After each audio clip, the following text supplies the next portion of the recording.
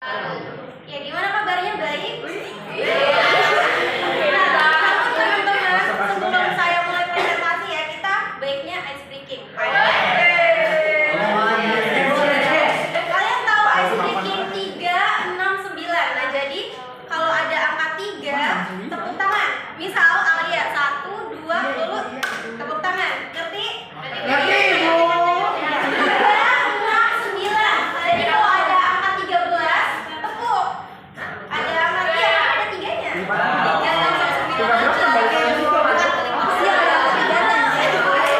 Jadi ada angka, ingat ya, 3, 6, 9. Mulai dari sini ke situ sampai belakang. Bapak kalau melihat namanya apa? Mungkin dinilai dari Bapak. Oke, kita mulai ya. Dari Alia. Ya, Dari Zahra. Apa satu? Iya. Kamu satu-satunya. Satu.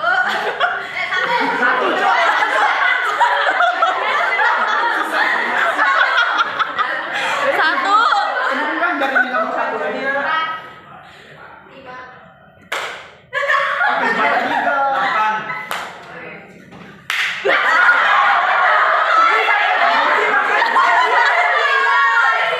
Sengaja biar lucu aja. 10 ya. 12.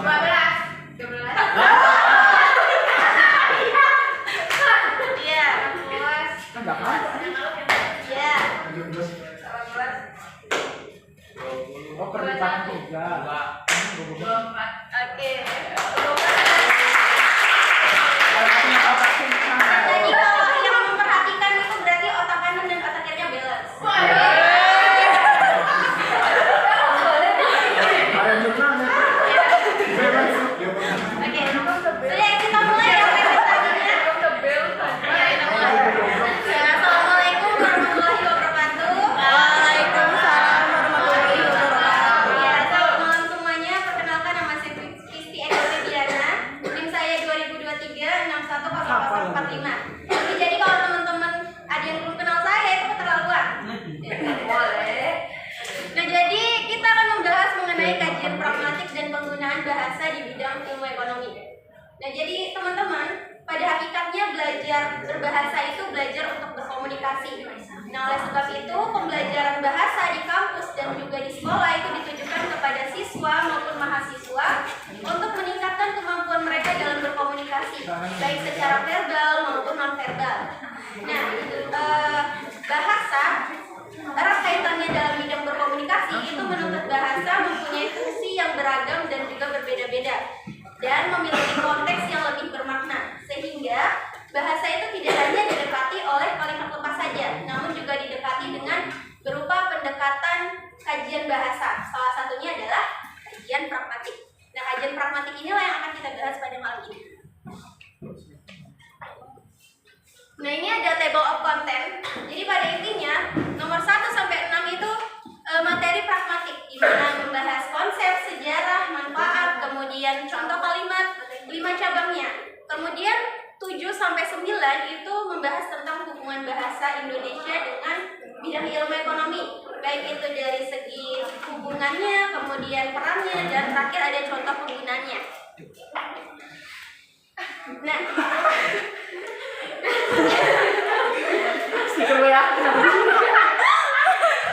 ya, jadi teman-teman, sebelum kita masuk nih kepada konsep pragmatik itu sendiri, ini kita harus tahu linguistik itu apa. Nah, jadi linguistik inilah alasan kenapa pragmatik itu bisa tercipta.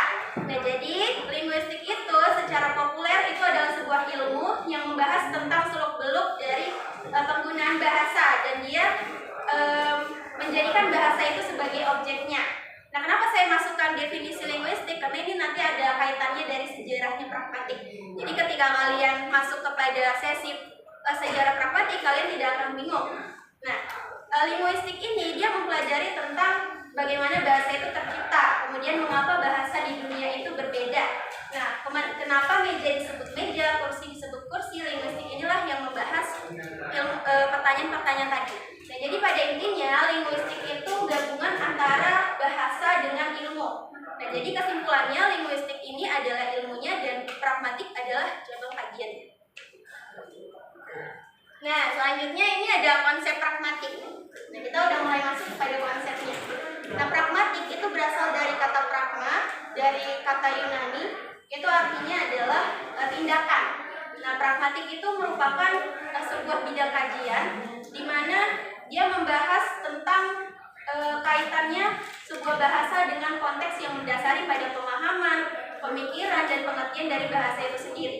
Nah, jadi dari pendapat di atas dapat kita ketahui bahwa adanya 3 aspek penting dalam kajian pragmatik. Ada bahasa, sebenarnya itu konteks ya, yang di kedua itu kemudian ada pemahaman.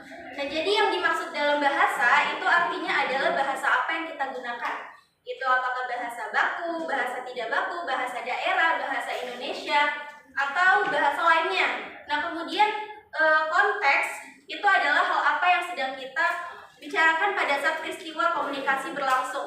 Jadi siapa yang berbicara, kemudian tentang apa kita berbicara, di mana kita berbicara, konteksnya itu apa. Jadi hal apa yang kita bahas pada saat peristiwa komunikasi itu. Kemudian yang ketiga ada pemahaman. Nah, jadi teman-teman kalau udah menggunakan bahasa yang baik sesuai dengan konteks, nah kalian harus paham dengan apa yang dimaksud dari seorang penutur itu kepada kalian. Nah, jadi kan permasalahannya apakah kalian mengerti dengan penutur tersebut, maksud dari penutur tersebut. Nah, jadi selain bahasa dan konteks, kalian juga harus paham. Nah, ini ada pendapat dari para ahli. Sebenarnya yang mencetuskan kajian pragmatik ini adalah Charles William Morris. Namun kenapa saya tidak mengikut sertakan? Karena menurut saya pendapat dari Charles itu lebih tidak bisa dicerna gitu kalau di saya. Namun pendapat Purwo ini jelas. Nah, jadi pendapat Purwo mendefinisikan pragmatik sebagai telaah mengenai makna tuturan atau uterans. Ingat ya teman-teman, makna tuturan atau uterans, bukan utaran. Karena utaran itu sinetron India. Menggunakan makna yang terikat konteks. Nah, benar ya seperti di sebelumnya tadi, bahwa dalam penggunaan bahasa kita harus melihat konteksnya seperti apa. Sedangkan memperlakukan bahasa secara pragmatik ialah memperlakukan bahasa dengan mempertimbangkan konteksnya, yakni penggunaannya pada peristiwa komunikasi. Nah, dari pendapat di atas dapat kita ketahui bahwa arti pentingnya adalah ilmu bahasa yang mencakup tentang penggunaannya itu harus sesuai dengan konteks yang mendasari pada sosial kebudayaan dan wahana kebudayaan di suatu daerah. Nah, kenapa? Karena di suatu daerah itu berbeda-beda bahasanya. Nah, sehingga kita juga perlu melihat konteks dari wahana kebudayaan dan juga sosial kebudayaan di sana. Kemudian ini ada sejarah pragmatik. Nah, ini teman-teman ya. Kenapa tadi saya di awal mendefinisikan linguistik? Karena supaya kalian tidak bingung nih, konseptual linguistik. Nah, ini yang mencetuskan atau mempelopori adalah Noam Chomsky. Kalau teman-teman kemarin memperhatikan presentasinya Nabila Intan, itu adalah namanya Noam Chomsky itu diselipkan di presentasinya. Nah, itu artinya Noam Chomsky ini merupakan tokoh yang penting dalam ilmu bahasa. Nah, jadi mengapa pragmatik itu bisa tercipta? Pragmatik itu tercipta karena adanya ketidakpuasan dari ilmu atau dari konsep linguistik ini. Nah, jadi ada ahli lain namanya adalah Charles William Morris.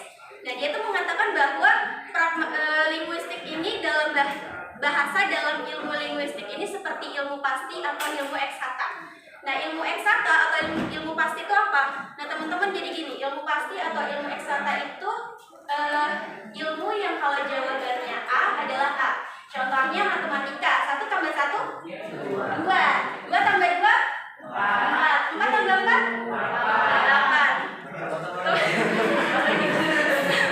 Kemudian seperti ilmu fisika, ilmu astronomi. Nah, itu jawabannya pasti. Nah, sedangkan menurut Morris tidak bisa bahasa itu dijadikan ilmu pasti. Tidak bisa bahasa itu jadi ilmu eksakta. Kenapa? Karena bahasa di tiap daerah itu berbeda. Tidak bisa, karena bisa aja bahasanya itu atau istilahnya itu beda namun maksudnya sama. Nah, gitu. Tidak bisa. Jadi Charles William Morris akhirnya dengan pendapat para ahli-ahli lain akhirnya dia membuatlah kajian pragmatik ini. Namun juga berdasarkan landasan, jadi tidak sembarangan kajian pragmatik ini dibuat atau diciptakan. Nah, landasannya adalah menggunakan landasan semiotika. Nah, semiotika itu terdiri dari landasan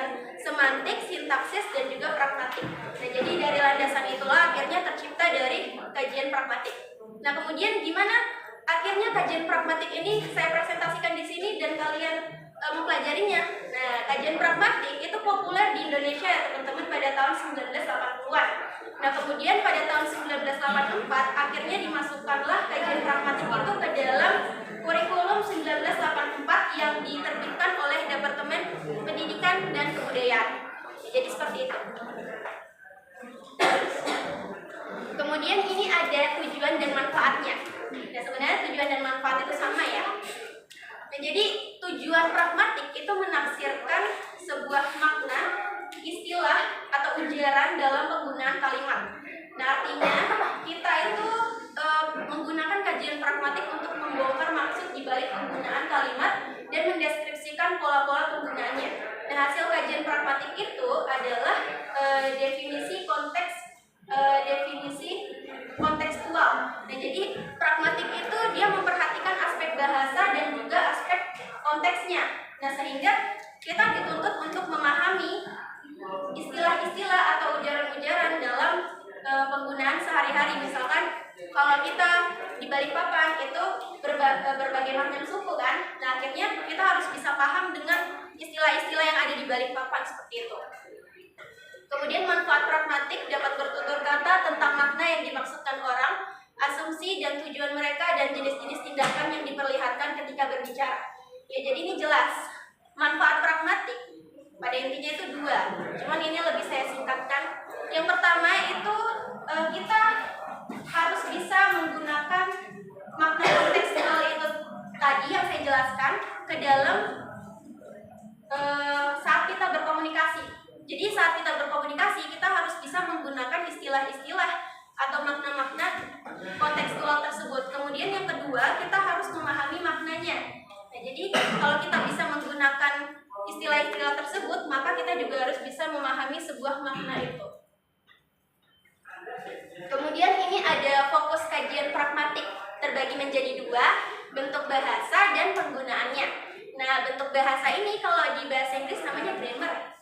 Nah, grammar itu adalah tata bahasa terdiri dari kata kerja, kata sifat, dan lain sebagainya. Namun kalau di bahasa Indonesia namanya dalam bentuk bahasa, yaitu pola dari kalimat atau bahasa itu sendiri.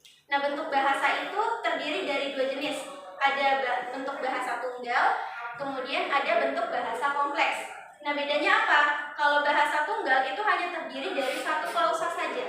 Tapi kalau bentuk bahasa kompleks itu terdiri dari dua atau lebih klausa. Nah, klausa itu adalah gabungan dari subjek dan predikat. Nah, teman-teman udah pada tahu kan tentang SPOK? Nah, subjek, predikat, objek, dan keterangan. Nah, contohnya seperti apa? Misalkan bentuk bahasa tunggal. Contohnya kakak berlari. Subjek, predikat. Subjeknya adalah kakak, predikatnya adalah berlari. Nah, itu cuma satu klausa. Kalau mau lengkap lagi, Pak Tono sedang makan bakso di warung. Nah, itu satu klausa tuh, cuma dia lengkap. Ada SPOK-nya, ada subjeknya Pak Tono, predikatnya sedang makan, kemudian objeknya bakso, dan keterangannya adalah warung. Nah, kemudian gimana kalau kompleks? Nah, kompleks itu terdiri dari dua klausa. Contohnya seperti ini. Faris sedang bermain bola di lapangan. Nah, itu masih satu klausa. Cuman kalau ditambah lagi, sedangkan Intan membaca buku di taman. Nah, itu jadi dua klausa. Jadi seperti itu. Contohnya lagi, Zahra pergi ke kebun binatang. Kemudian dia pergi ke toko Cendramata. Ada dua tindakan di situ. Ada dua kata kerja. Oh, belum ya? Penggunaannya. Penggunaannya. Ya, jadi ketika teman-teman nih udah tahu bentuk bahasanya, kalian juga harus tahu nih penggunaannya seperti apa. Nah, seperti tadi fokus kajian pragmatik itu harus sesuai dengan konteksnya.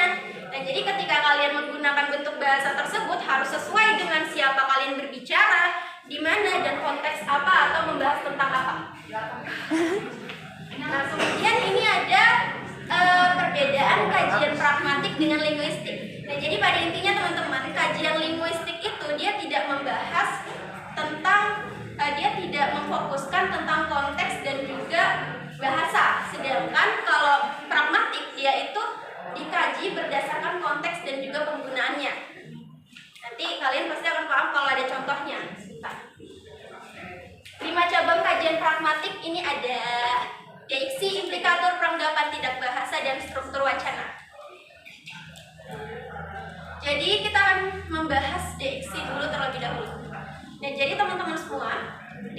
itu adalah kata yang fungsinya tidak pasti. Nah, kata yang fungsinya tidak pasti. Contoh, Faris izin membuang air kecil di belakang. Diksinya itu kata di belakang. Nah, itu contoh satu, simpen dulu. Kemudian contoh dua, Zahra tolong ambilkan ibu garam di belakang. Itu contoh dua. Diksinya adalah kata di belakang. Cuman itu kan berbeda ya maksudnya. Nah, sesuai konteks pada contoh pertama, di belakang itu adalah di toilet. Karena ada kata membuang air kecil. Nggak mungkin kan Faris buang air kecil di dapur? Ya.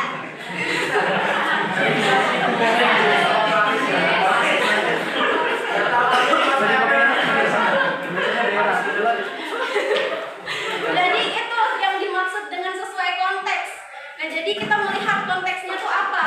Nah, jadi di belakang ini kadang katanya sama, cuman fungsinya tuh berbeda. Sedangkan pada contoh kedua, Zahra tolong ambilkan ibu garam di dapur.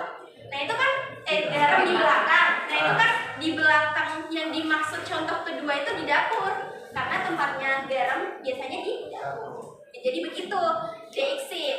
Jadi dia itu sebuah kata yang fungsinya tidak pasti. Kemudian yang kedua adalah implikator. Implikator ini adalah makna konotatif ya, dia makna kias.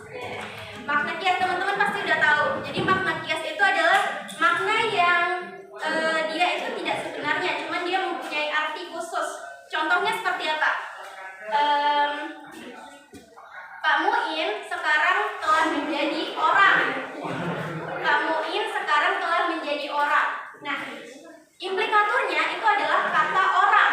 Nah, orang yang sesuai konteks itu adalah sukses. Nah, itu. Jadi kita harus melihat konteksnya itu loh seperti apa. Kemudian peranggapan. Nah, peranggapan ini kata yang ketika dia ucapkan itu si penutur itu berperanggapan bahwa seseorang yang dia ajak berkomunikasi itu pernah melakukan sesuatu itu. Nah, contohnya, misal Kak Albert sekarang berhenti merokok. Nah, jadi kan si penutur itu berperanggapan bahwa dulu Kak Albert pernah merokok. Nah, padahal belum tentu. Nah, jadi itu yang dimaksud dari peranggapan. Kemudian tindak bahasa. Nah, tindak bahasa itu adalah respon dari seorang yang kita ajak berbicara. Nah, jadi di dalam berkomunikasi itu juga makanya kita harus efektif supaya kita itu bisa membuat seseorang yang kita ajak bicara itu melakukan sesuatu yang kita minta. Nah, tindak bahasa contohnya seperti ini. Alia bisa tolong nggak kerjain tugas saya? Nah, jadi apakah responnya itu dia akhirnya ngerjain atau enggak? Nah, makanya perlu adanya kajian pragmatik itu supaya memperhalus bahasa. Coba kalau saya bilang, tolong dong kerjain tugas saya, mau nggak kira-kira? Dia nggak mau, pasti merasa ngapain kok nyuruh-nyuruh saya gitu. Nah, makanya diperlukan kajian pragmatik itu dia salah satunya memperhalus bahasa. Lalu ada struktur wacana. Ini seperti tadi SPOK. Nah, jadi seperti tadi, Faris izin buang air kecil ke belakang. Nah, yang dimaksud struktur wacana itu adalah strukturnya. Jadi Faris adalah subjeknya, kemudian predikatnya adalah membuang, objeknya air kecil, dan keterangannya adalah di belakang. Nah, ini contoh kalimatnya.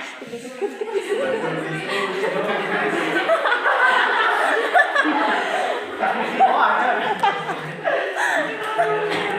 Pasti sayang sama aku. Ya, jadi pada contoh pertama ya teman-teman, Faris izin buang air kecil di belakang. Seperti yang saya jelaskan tadi, secara denotatif, frasa air kecil, buang air kecil itu kan membuang air dalam jumlah yang kecil. Nah, tapi secara pragmatik, buang air kecil itu adalah kata pipis yang diperhalus. Nah, kemudian sama juga frasa di belakang.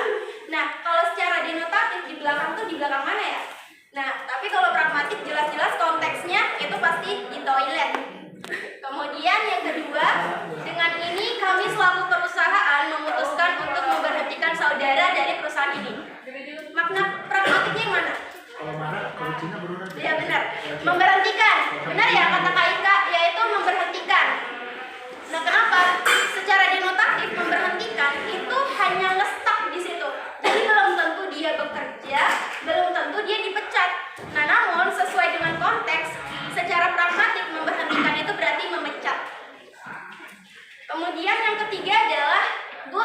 ekonominya detail. Nah mungkin kalau secara tulisan ini emang kurang jelas ya. Tapi kalau kita praktikkan di dalam lingkungan atau di dalam real life-nya itu sesuai dengan konteksnya. Maksudnya dua ini kalau secara denotatif dua apa ya? Nah tapi kalau kita sesuai dengan konteks, kalau makan di sini bisa 2 piring. Kalau misalkan pulang dibawa pulang berarti 2 bungkus. Selanjutnya kita udah masuk nih ke penggunaan bahasa dalam bidang ilmu ekonomi. Sebenarnya nggak ada kaitannya sih, cuman ini pengantar aja pengertian ilmu ekonomi. Jadi pada intinya ilmu ekonomi itu adalah sebuah ilmu di mana kita memakai ilmu tersebut untuk bertahan hidup. Nah, dengan kegiatan apa? Kegiatan aktivitas ekonomi, transaksi jual beli, bekerja dan lain sebagainya. Nah, selanjutnya hubungan bahasa dengan ilmu ekonomi. Nah, kenapa ini kok ada Madara dan Hashirama ya?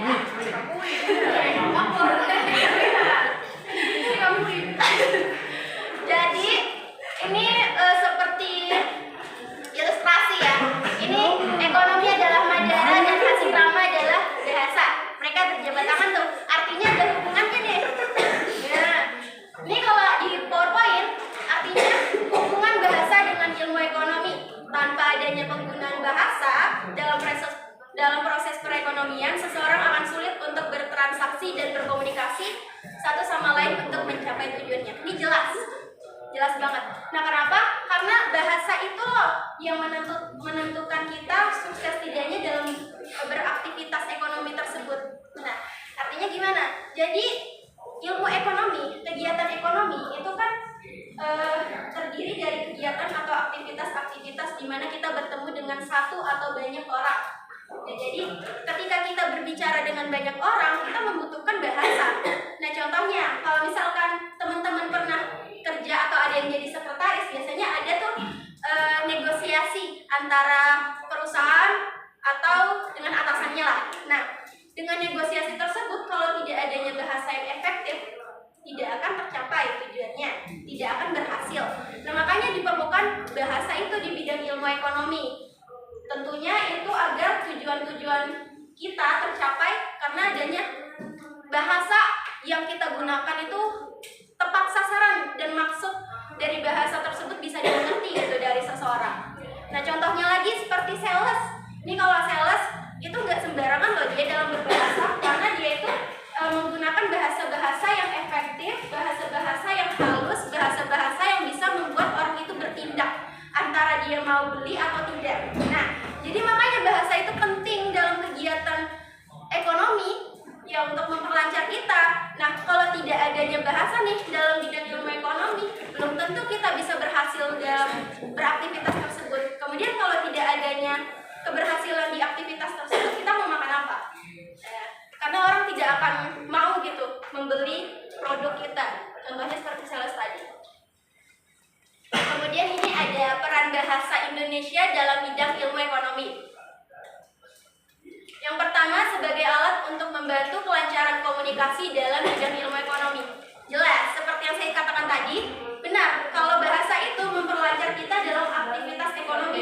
Tanpa adanya bahasa, kita tidak akan berhasil dalam bertransaksi, dalam bernegosiasi. Karena itulah pentingnya bahasa dalam bidang ilmu ekonomi. Kemudian yang kedua, membantu cara berpikir yang lebih modern dalam memberikan gagasan atau memecahkan masalah dalam bidang ekonomi dan iptek. Nah, jadi teman-teman, belajar bahasa itu tidak hanya untuk melatih kita berkomunikasi, tidak hanya untuk memperlancar kegiatan, tetapi belajar bahasa itu juga melatih otak kita. Nah, kenapa? Seperti yang kemarin PowerPoint-nya Faris. Nah, dia ada tuh ngejelasin kalau dalam berbahasa itu merangkai sebuah kata-kata, kalimat itu melatih penalaran kita. Nah, itulah maksudnya benar ya. Karena ketika kita berkomunikasi, kita itu berpikir merangkai sebuah kata-kata. Kemudian ketika kita terbiasa untuk berpikir, berkomunikasi, akhirnya otak kita balance. Nah, otak kita balance, muncullah sebuah gagasan, memberikan gagasan atau memecahkan masalah. Nah, kalau memberikan gagasan seperti ide-ide, itu akhirnya terciptalah ide-ide yang cemerlang, akhirnya membuat sebuah karya dari iptek,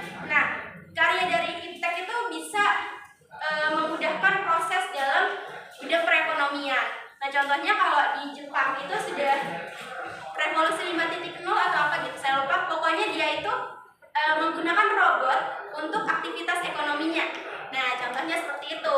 Akhirnya pada intinya belajar bahasa itu tidak hanya untuk melancarkan komunikasi, untuk melancarkan aktivitas perekonomian, tapi juga melatih kemampuan penalaran kita dalam berbicara. Nah, sebenarnya ini contohnya tadi ada negosiasi, cuman ini non verbal gitu. Nah, kalau contoh penggunaan bahasa Indonesia yang verbal tadi seperti kita berkomunikasi, seperti bernegosiasi. Nah, itu kan ada hubungan tuh antara satu orang dengan orang lainnya dengan bahasa yang efektif. Kemudian kalau yang non verbal itu ada surat-suratan seperti ini. Nah, kenapa? Karena bahasa itu juga kalau di SMK tuh kalian belajar tuh nulis surat tuh ada formatnya kan, ada koknya, ada halnya, ada pembukanya. Nah, bahasa kan mempelajari itu untuk memudahkan kalian dalam membuat surat-surat permintaan seperti ini, surat-surat ekonomi seperti ini. Nah, akhirnya pentingnya itu penggunaan bahasa tuh supaya kita itu di dunia kerja itu tidak sembarangan dalam membuat surat-surat. Akhirnya hal atau tujuan yang kita mau tercapai. Nah, kesimpulan. Nah, teman-teman semua, kesimpulannya adalah bahwa fokus kajian atau kajian dari pragmatik itu adalah sebuah kajian mengenai hubungan antara konteks dan juga bahasanya. Nah, dari pandangan tersebut akhirnya ada 3 aspek penting nih. Tadi ada bahasa, kemudian konteks, dan juga pemahaman. Nah, kemudian ada 5 cabang kajian dari pragmatik itu sendiri. Ada deiksi, implikatur, tindak bahasa, kemudian struktur wacana, dan juga peranggapan. Nah, kemudian tidak hanya materi pragmatik saja, namun juga kesimpulan dari bahasa di bidang ilmu ekonomi itu artinya kita di dalam aktivitas ekonomi itu tidak hanya menggunakan aspek-aspek lain seperti aspek-aspek penjualan saja atau skill-skill lain, namun juga ada skill untuk berbahasa. Nah, makanya pentingnya bahasa itu di dalam aktivitas ekonomi untuk memperlancar kita, tidak hanya memperlancar berkomunikasi, namun juga memperlancar untuk mencapai tujuan, kemudian melatih otak kita supaya balance, kemudian agar ya tadi tujuan kita tercapai. Kayaknya udah deh. Nah, terima kasih ya teman-teman. Do you have any question?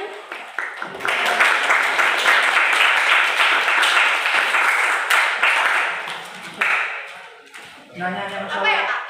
Aku. Iya. Saya. datangnya Silakan, mau masuk Dewi, udah Pak. aku Iya.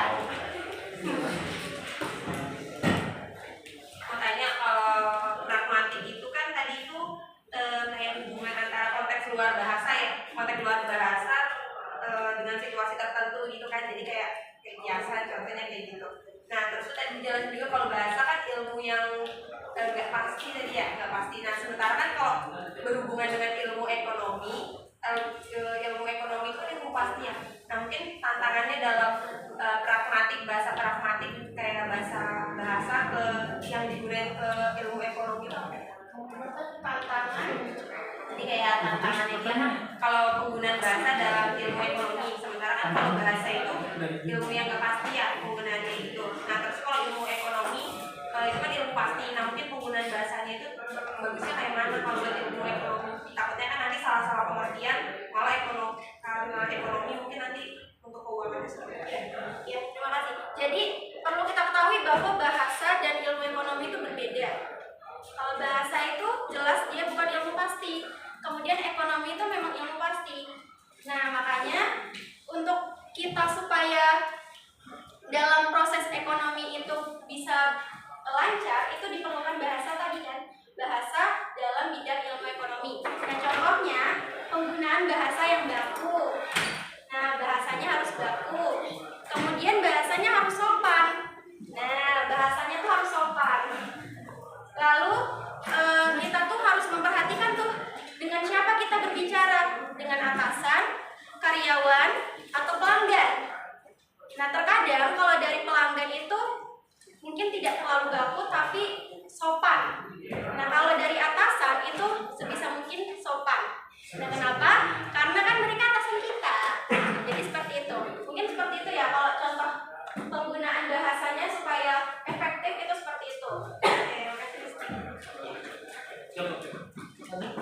Aku sudah oke. Dunia aja. Ya, terima kasih ya.